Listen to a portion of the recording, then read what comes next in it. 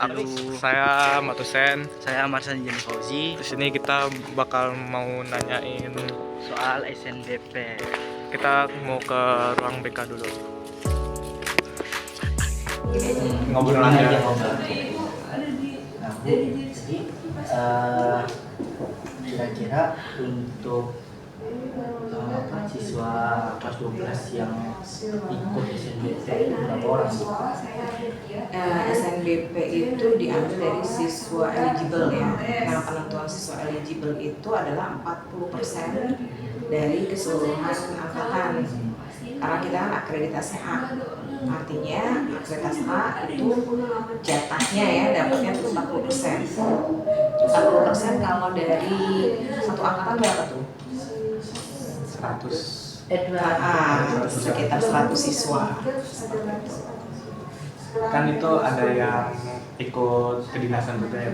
Berarti misalkan yang orangnya udah masuk eligible terus main kedinasan, itu berarti ke ini dong, apa, kayak langsung kasih ke orang yang bawah gitu. Misalnya dia peringkat di atas, kasih yang bawah, kan dia otomatis kayak keluar gitu dari Jadi istilahnya mengundurkan diri gitu ya. Kalau apa namanya, kedinasan itu kan sifatnya terikat nantinya dia. SNBP terikat ketika kita nanti diterima.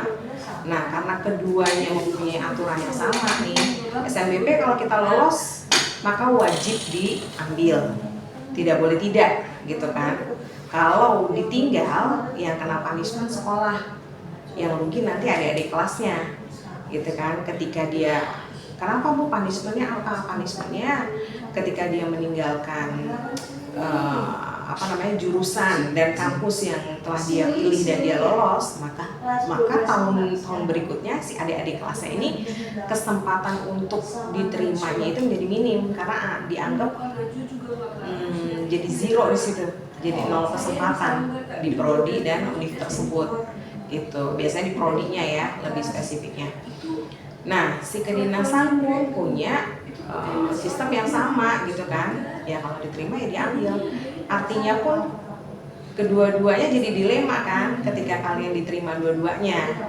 Nah, yang satu nanti kalau SNBP meninggalkan, mengorbankan banyak hal, baik sekolah, adik-adik kelas gitu kan. Artinya kalian sama-sama membawa nama besar sekolah. Kedinasan pun ya siapa sih yang nggak mau ninggalin kedinasan kan? Nggak mungkin juga dia ninggalin kedinasan dengan manfaat yang lebih jauh lagi, karena kalau kedinasan kan lebih ke jenjang pekerjaan kan. Pasti orang akan memilih kedinasan walaupun nih awalnya misalnya ya Bu, nanti saya kalau diterima kedinasan saya akan tetap ambil SNBP. Nah, itu secara logika ya sudah aja tidak usah ambil kedinasan gitu kan, kalau memang dia tidak begitu berminat di kedinasan. Jadi seperti itu. Kenapa kita adakan sebaiknya yang mau ambil kedinasan mengundurkan diri supaya fokus aja di kedinasan. Jadi kedepannya tidak menjadi dilema buat dia gitu. Baik kedinasan ataupun jenjang-jenjang lain yang sifatnya mengikat gitu ya. Sifatnya jadi sulit untuk menentukan, kayak keluar negeri juga kan, beasiswa luar negeri gitu. Lebih baik kita fokus aja ke mana yang mau diambil dari awal. Jadi kursinya bisa dipakai dan bermanfaat buat temannya yang lain gitu. Seperti itu tujuannya. Jadi misalkan ada nih satu orang, terus dia kedinasan juga, nah terus ternyata SNBP-nya juga keterima gitu di universitas mana, itu gimana Bu? Ya itu seperti yang tadi, dari awal sudah kita antisipasi kalau memang mau ikut kedinasan sebaiknya SNBP-nya mengundurkan diri gitu, diberikan kepada yang lain. Kalau kita biarkan dari awal, nah ini akan ketemu yang kayak tadi kan, bingung kan mau ambil yang mana nih gitu kan. Sementara kalian berhak gitu loh, berhak untuk diterima di dua tempat itu. Tapi daripada menjadi dilema, alangkah baiknya ya dari awal kalau memang kedinasan fokuskan di kedinasan. Kalian pun jadi bisa lebih lebih tertata ya. Oh ya udah, kedinasan apa aja yang harus dipersiapkan gitu. Nanti SNBP-nya dengan kita memberikan kursi kepada teman yang lain, insya Allah di kedinasannya dilancarin seperti itu ya. Jadi gimana caranya supaya keterserapannya itu merata, nggak cuma dia aja orangnya gitu. Itu karena kita terkait dengan sistem, jadi harus membuat aturan seperti itu. Ada lagi? Ini Bu, salah satu faktor kayak nggak keterimanya siswa itu yang di kayak prodi yang dia pilih Di itu, SNBP? iya, itu kenapa kira-kira? Faktornya, jadi penerimaan SNBP itu walaupun kita sudah masuk eligible nih 100 orang ini, 40% terbaiknya ini memang sudah bisa dipastikan tidak semuanya diterima, dan itu proses yang alami ya, karena tidak 100% diterima memang. Penyebab kegagalan itu banyak faktor. Salah satunya adalah bukan salah satunya, ada banyak hal. Seperti pertama, indeks prestasi sekolah. Indeks sekolahnya itu ada di mana. Berarti kita harus menyesuaikan dengan kampus yang kita tuju nanti. Rekam jejak alumninya. Alumninya tuh banyak keterimanya di mana. Itu sebenarnya berkaitan sama si indeks sekolah. Dengan adanya alumni, misalkan sekolah kita contohnya banyak di UNJ, banyak di UPN. Nah, berarti indeks sekolah kita tuh nyambung sinkron sama si UNJ, UPN ya, atau kampus-kampus yang kategori PTN middle, tapi bukan yang middle bawah-bawah banget gitu, sesuai dengan indeks sekolah kita.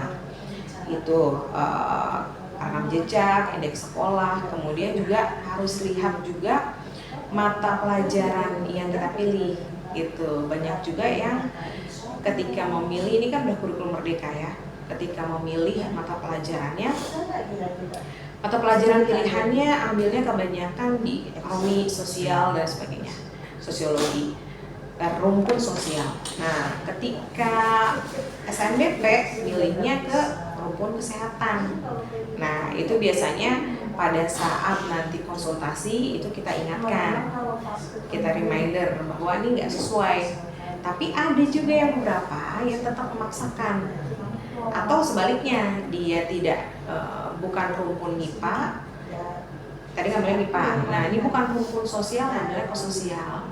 Artinya nanti kalaupun dia memaksakan, dia harus bersaing dengan orang-orang sekolah lain yang punya nilai yang diminta gitu ya. Misalnya mau kedokteran kan, paling tidak dia harus ada apa?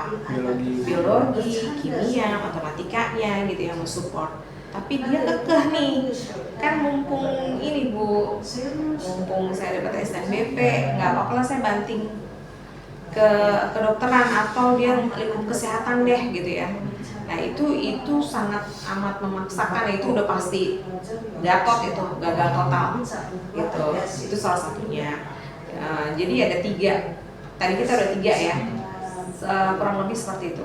Indeks sekolah, rekam jejak alumni, kemudian juga mata pelajaran pendukungnya, mata pelajaran pilihannya, dan harus lihat juga nilai kita mumpuni nggak di situ. Jadi bukan berarti nih yang ranking eligible-nya di atas gitu ya, ranking-ranking di bagian atas, kalau ada 100 nih, 1 sampai 50 Bu yang bakalan diterima belum tentu gitu ya. Bisa jadi yang di atas tidak diterima, yang paling bawah justru diterima. Ya tadi kembali lagi, kita harus jeli, cermat dalam mengatur strategi pemilihan mata pelajaran prodi dan kampusnya. Jadi jangan makan gengsi. Kalau ada judulnya PTN, nah itu udah ambil gitu, bagus. Jadi harus lihat-lihat di situ juga. Keketatannya juga harus dilihat, ketatan tiap-tiap kampus. Jangan kita berpikiran pada egoisnya kita, atau kena sindrom jaket ya. Yang penting jaket kuning gitu kan. Nah, jangan juga kayak gitu. Yang penting itu yang diprioritaskan adalah program studinya. Kamu fokus pada program studi, karena nanti kita terjun di dunia pekerjaan yang sesuai sama program studi kita kalau bisa ya, supaya sinergi enak gitu. Ketika kerja kita jadi ahli gitu kan. Nyambung. Jangan cuma yang penting UI-nya Bu, atau yang penting ITB-nya Bu gitu kan. Tapi banting, misalnya kamu pengen teknik nih, tapi di UI sastra itu lebih mudah Bu, yang lebih rendah. Ya udahlah Bu, daripada nggak dapat UI, sastra aja deh Bu saya. Nah itu kan nanti dunia pekerjaannya yang kamu tergelincir gitu. Bisa sih dipelajari, semua tuh bisa dipelajari, tapi artinya dikaitkan lagi sama keminatan kamu gitu ya, passionnya kamu itu nggak bisa dipungkirin. Minat bakat kamu ada di mana, itu harus disesuaikan gitu. Jadi hal-hal yang sekiranya bisa bikin gagal ya itu tadi yang sudah dipaparkan ya gitu. Udah sih ya.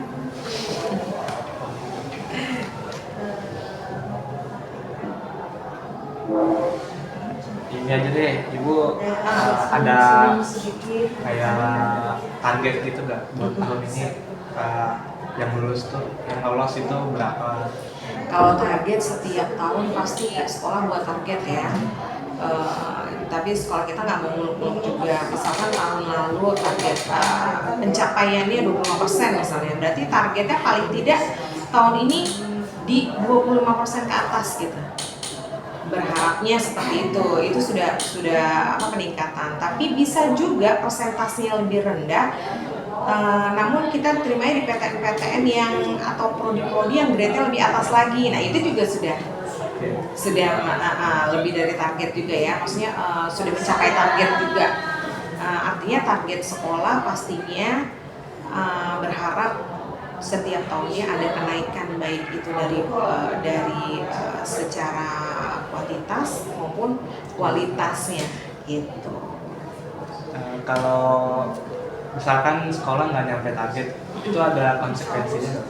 Konsekuensinya buat siapa nih? Buat Buat sekolah sekolah ya? ya. Kalau konsekuensi nggak ada ya, cuma kita evaluasi baik itu mencapai target atau tidak pasti kita evaluasi. Tapi evaluasi ketika kita tidak mencapai target artinya strategi apa yang harus ditambah atau dirubah atau di combine gitu. Nah itu yang setelah hasil evaluasi apa strategi yang harus dipersiapkan lagi buat tahun depan.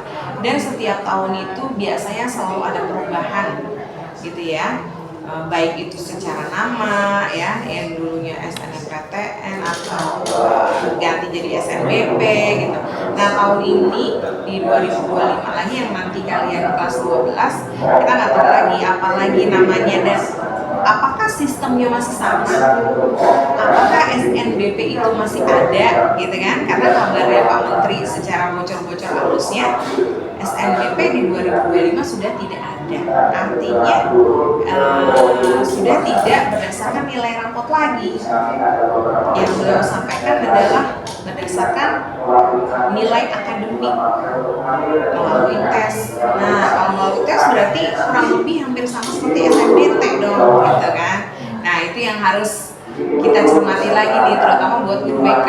Apa sih yang jalur-jalur masuk PTN-nya itu apa yang berubah? Gitu. Kalau misalkan sudah tidak ada SNBP, artinya nilai rapot nggak kepakai dong. Jadi nilai rapot dibilang sebagai nilai kelulusannya, gitu, mencapai kelulusan atau enggak. Nah ini kan kita sih berharapnya masih ada ya SNBP, karena dengan adanya SNBP kalian yang sudah anak-anak kelas 11 ini yang sudah mempersiapkan dari kelas 10 nilai rapotnya bisa kepake gitu.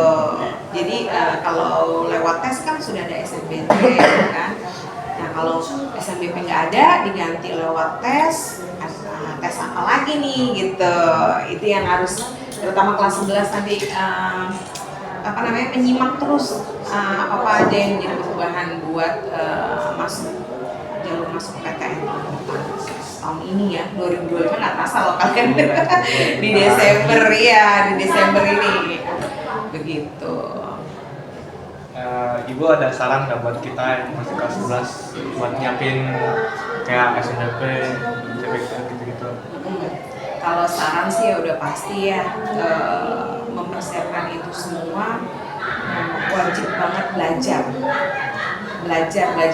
gitu ya. Bahkan yang orang IQ itu kan sebenarnya bisa dinaikin gitu, nggak murni dia bisa berubah-ubah. Kamu tahun ini IQ-nya mungkin 110, nanti tahun depan IQ-nya turun jadi 100. Jadi nggak usah heran kalau kayak gitu-gitu, karena sebenarnya IQ itu bisa di-upgrade dengan apa? Dengan adanya latihan-latihan. Jadi sering-sering berlatih untuk belajar, jangan pernah bosan. Terus yang namanya mempersiapkan UTBK itu wajib banget lewat latihan, nggak bisa enggak.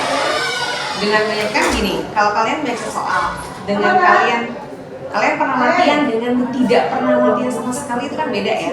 Misalnya kalian pernah membaca satu artikel, oh iya waktu itu pernah baca tuh tentang kajian itu gitu. Tapi kalau yang nggak pernah baca sama sekali kan berarti dia baru mulai membaca lagi. Tapi kalau yang udah pernah membaca, dia bisa lebih cepat memahami gitu. Sama itu UTBK juga begitu. UTBK itu kan harus wajib belajar baca cepat tuh. Karena soalnya panjang, berupa literasi, tapi kalian harus memahami, berarti ya harus mendapatkan kata kunci. Nah kalau udah pernah ngerjain soal yang kayak gitu kan kata kuncinya lebih cepet kan? Oh iya ini tentang ini gitu. Jadi banyaklah menstimulasi diri dengan banyak belajar dan latihan, jangan pernah bosan gitu. Nanti kalian akan rasakan manfaatnya nanti. Kalau sekarang memang wajibnya anak sekolah adalah belajar gitu ya. Jangan sampai nanti sekarang santai, ketika nanti kalian di dunia pekerjaan dihajar. Mending sekarang belajar, nah nanti dunia pekerjaan bisa lebih rileks karena sudah menguasai gitu. Jangan sampai image-nya generasi strawberry itu beneran nempel gitu ya, yang menyi-menyi. Jangan, justru makin ditekan makin mantul gitu, makin banyak tekanan harus mengerjakan soal ABCD, makin kamu jadi gitu loh.